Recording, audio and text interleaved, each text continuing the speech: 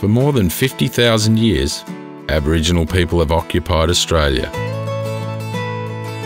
creating and maintaining continuous links between the people and the land. Fortescue respects the relationship that Australia's traditional owners have with the land, and we recognise the importance of working together to ensure that Fortescue conducts business in a culturally sensitive way. Everyone in the Fortescue family plays a role in continuing to achieve this goal. The majority of Fortescue's tenements are on land subject to native title. Herb Elliott Port in Port Hedland is on Garryara country, with the rail extending south through Balku country, reaching Cloudbreak, then continuing to Nyabully country and to Christmas Creek. The Solomon Rail Spur heads west through Garryara, Bunjima and Yinjibarndi country, reaching the Solomon Project, which is on Yinjibarndi and Eastern Guruma country. Fortescue has agreements with more than 15 native title groups, with new relationships established as Fortescue grows. Fortescue's relationships with our native title partners are critical to the operation of our business.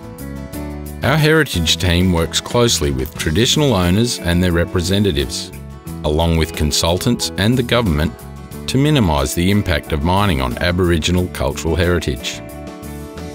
Under Western Australia's Aboriginal Heritage Act, places that hold importance and significance to Aboriginal people are referred to as Aboriginal sites and are protected by law. Sites may be based around geographic features like bays, hills, gorges and pools, or may be locations used for ceremonial or cultural practices. Before any land disturbance takes place, the heritage team works with traditional owners, archaeologists and anthropologists to conduct heritage surveys. This ensures heritage sites are located and recorded. The purpose of an archaeological survey is to identify areas where past groups of people have left physical objects in the landscape, objects that they made and used in their everyday lives. The archaeological survey process consists of traditional owners, archaeologists and field staff, and mainly what we do is we actually walk a survey line, and along that survey line we look for cultural material. This can tell us a whole range of things about the way that people lived in the past, the way they interacted with their environment, the resources they used, what their toolkits consisted of.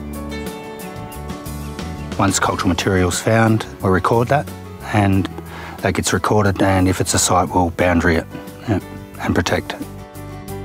Ethnographic surveys record less tangible, traditional, ceremonial or esoteric cultural values about a place. The anthropologists be asking us whether we got stories or songs to that site, then we can protect it. This is important because when we look at the near future for our young generations, then we say, well, look, this is what we found, this is what's here.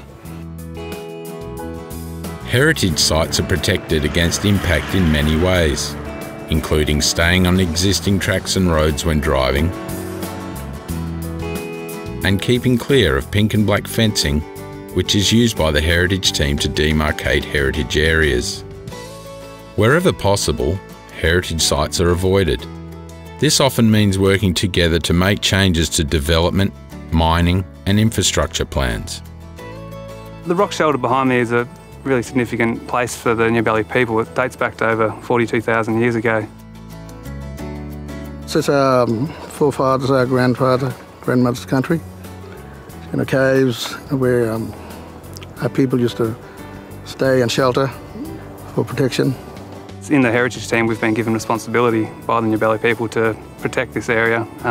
We try to monitor what happens here with pre- and post-blast inspections.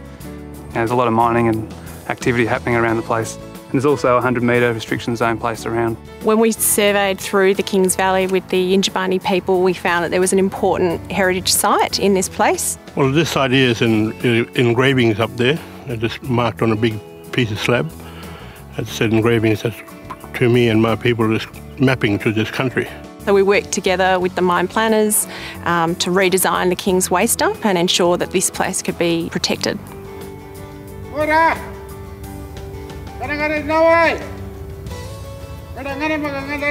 When it's not possible to avoid a heritage site, We consult closely with traditional owners, and government approval is required.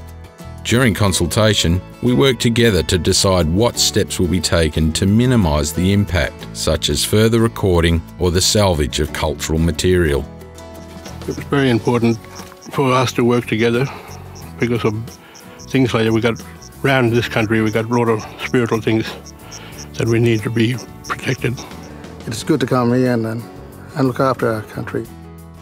Working together is really good, you know, because we can work things out and do things in a good way without just rushing into things and damaging the place. Fortescue is proud to work alongside our native title partners in the protection of Aboriginal cultural heritage. We look forward to continued collaboration, ensuring that Australia's rich Aboriginal heritage is protected for future generations.